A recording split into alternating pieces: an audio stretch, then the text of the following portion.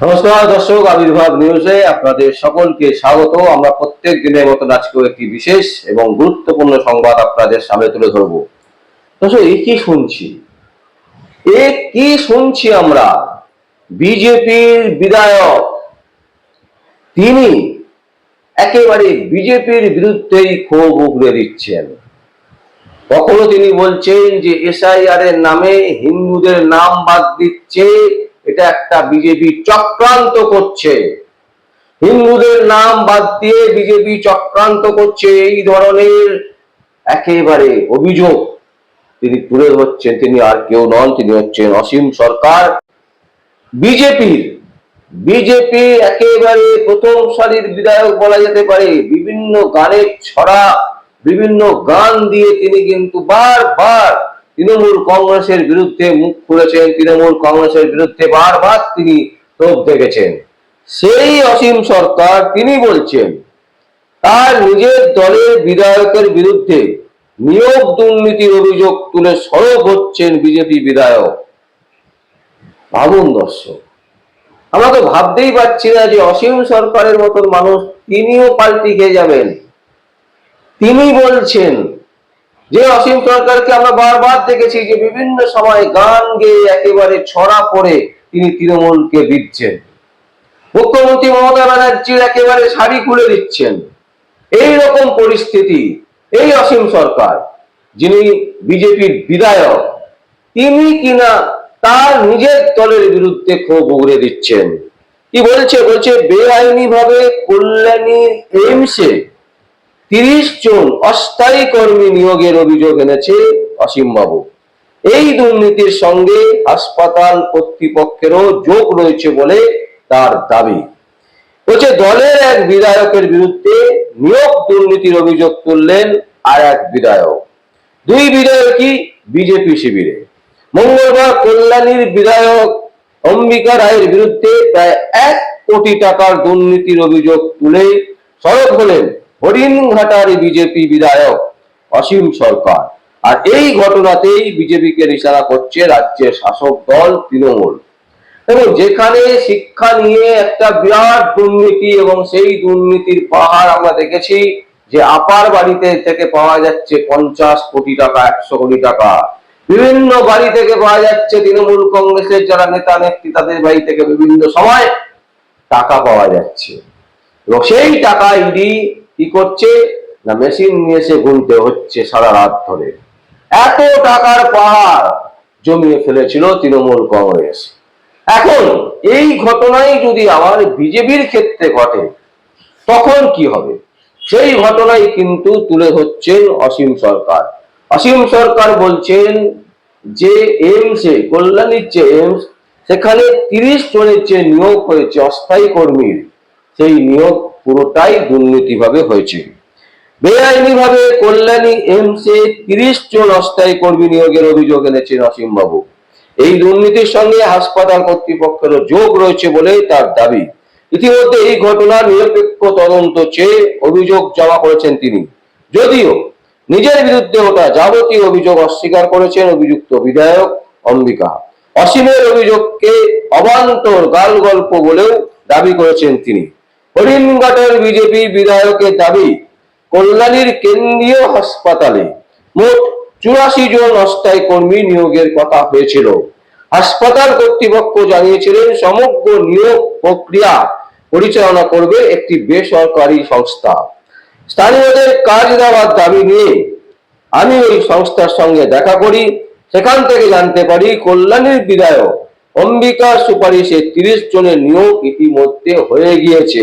মানে 84 জনের মধ্যে 30 জনের নিয়োগ হয়ে গেছে, এবং এই নিয়োগ প্রক্রিয়া পুরোটাই বেআইনি ভাবে হয়েছে, সেটাই কিন্তু মনে করছেন অসীম সরকার। আবার অন্যদিকে তিনি দাবি করছেন যে এসআইআর নিয়ে পশ্চিমবঙ্গ তথা ভারতবর্ষে হিন্দুদের নামকে বাদ দেওয়ার জন্য, হিন্দুদের নাম কেটে বাদ দেওয়ার জন্য বিজেপি একটা বিরাট চক্রান্ত রচনা করেছেন, এবং সেই চক্রান্তের শিকার হচ্ছেন হিন্দুরা। এইভাবে অসীম সরকারের মতন একজন মানুষ, যিনি প্রতিদিন প্রতি মুহূর্তে মমতা ব্যানার্জির বিরুদ্ধে গান ধরতেন, মমতা ব্যানার্জির বিরুদ্ধে কবিতা পড়তেন, মমতা ব্যানার্জির বিরুদ্ধে ছড়া গাইতেন, ছড়া পড়তেন, সেই অসীম সরকারের কি হলো? কোথায় বাধা সৃষ্টি হলো? কোথায় বিজেপির সাথে আন্ডারস্ট্যান্ডিং এর অভাব হলো? আমরা কিন্তু দেখছি যে এর আগেও দিলীপ বাবু তিনি রীতিমতো তাকে দল কিন্তু একেবারে প্রায় কোণঠাসা করে রেখে দিয়েছে। দিলীপ বাবু কিন্তু কোনো কথা বাইরে সেভাবে বলছেন না, কিন্তু তার বক্তব্যের মধ্যে দিয়ে কিন্তু অনেক কিছু স্পষ্ট হয়ে যাচ্ছে, অনেক কিছু বেরিয়ে আসছে যে বিজেপি তাকে এক ঘরে করে রেখে দিয়েছে। এখন প্রশ্ন হচ্ছে, যদি এইভাবে দিলীপ বাবু যেরকম ঘটনা যে দিলীপ বাবু সাইড হয়ে গেছে, ঠিক সেই রকম অসীম সরকার একেবারে বিজেপির বিরুদ্ধে কথা বলছেন। নিয়োগ দুর্নীতিতে তিনি বলছেন যে 1 কোটি টাকার ঘাপলা হয়েছে এবং এই পুরো নিয়োগ দুর্নীতি সেটা হচ্ছে বেআইনি। এটা কল্যাণীর এইমস এর ঘটনা, কিন্তু যেখানেই হোক এই ধরনের ঘটনা কেন হবে? কেন নিয়োগ প্রক্রিয়া স্বচ্ছ থাকবে না? কেন সাধারণ মানুষ সেখানে সবাই এক্সাম দেবে, পরীক্ষা হবে, ইন্টারভিউ দেবে, তারপর সেই প্রসেস অনুযায়ী তারা পাস করে চাকরি পাবে? কেন সেটাকে বিলম্বিত করে সেই ঘটনাকে একেবারে অন্যভাবে মোড় ঘুরিয়ে টাকা পয়সার লেনদেন করে চাকরি দেওয়া হবে? এই প্রবণতা এখনই বিজেপির কাছে কিভাবে আসে, এটা কিন্তু একটা বড় বিষয়। এবং অসীম সরকারের মতন বিধায়ক তিনি কিন্তু মমতা ব্যানার্জির ঘোর বিরোধী।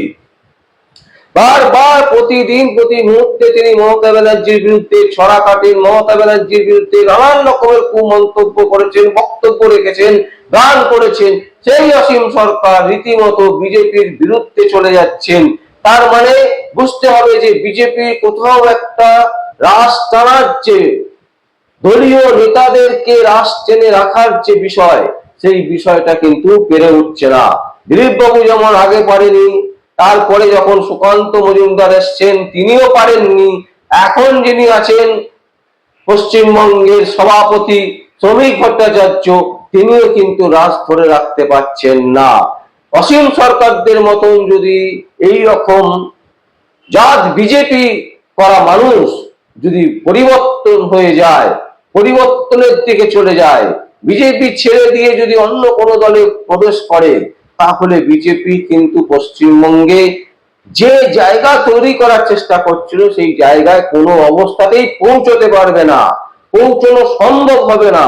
কারণ বিজেপির নেতা নেত্রীদের সংখ্যা যদি ক্রমশ কমে যায়, সবাই যদি একটা একটা করে যদি বেরিয়ে যায়, তারাই যদি বিজেপির বিরুদ্ধে তোপ দাগতে থাকেন, তাহলে যেখানে পশ্চিমবঙ্গে এখনো বিজেপি আসেনি, এখনই যদি এই দুর্নীতির কথা যদি সাধারণ মানুষ শোনে, সাধারণ মানুষের কাছে পৌঁছয়, তাহলে কিন্তু বুঝতে হবে সাধারণ মানুষ রিয়াক্ট করবে অন্যভাবে, যে এখনো পশ্চিমবঙ্গতে আসেনি অথচ নিয়োগের বিষয় নিয়ে দুর্নীতি শুরু হয়ে গেছে। তাহলে আগামী দিনে যখন বিজেপি আসবে ক্ষমতায়, তখন কি হবে, তখন কিভাবে চলবে? এই সমস্ত কিছু বাংলার মানুষের মাথায় কিন্তু প্রবেশ করিয়ে দেওয়া হবে।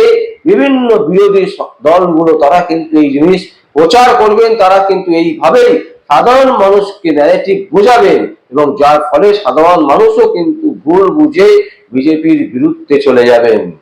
তাই দর্শক, আমাদের মনে হয় বিজেপির যারা কর্মকর্তারা আছেন, বিজেপির যে সমস্ত নেতা নেত্রীরা আছেন, তাদের কাছে আমরা বলবো যে এই ধরনের যে অভিযোগ, এই অভিযোগ দলের মধ্যে, দলের অন্দরে বসে সেটাকে শর্ট আউট করে তাকে যথাযথ ব্যবস্থা গ্রহণ করা হোক। তা না হলে কিন্তু 2026-এ বাংলার যে পরিবর্তনের ডাক, বাংলায় যে একটা আওয়াজ উঠেছে, সেই আওয়াজ কিন্তু আবার আওয়াজেই থেকে যাবে, পরিবর্তন তো হবেই না। উল্টে মমতা ব্যানার্জি 2036 সাল পর্যন্ত থেকে যাবেন কুণাল ঘোষের কথায়। তো সেইটা যদি আপনারা চান, তাহলে দয়া করে প্লিজ বাংলার মানুষকে বলে দিন যে বিজেপি তৃণমূলের একটা বিরাট বড় সেটিং আছে, তাই মানুষ যাতে তাদের প্রতি আশা না করে। দর্শক, আমরা এই সংবাদ আপনাদের সামনে তুলে ধরলাম। যদি আপনাদের কোনো বক্তব্য থাকে, কোনো কমেন্ট থাকে, অবশ্যই আপনারা কমেন্ট বক্সে কমেন্ট করবেন। আর দেখতে থাকুন পরবর্তী সংবাদ আবির্ভাব নিউজে। আমার নাম বিশ্বজিৎ পাল, আবির্ভাব নিউজের জন্য।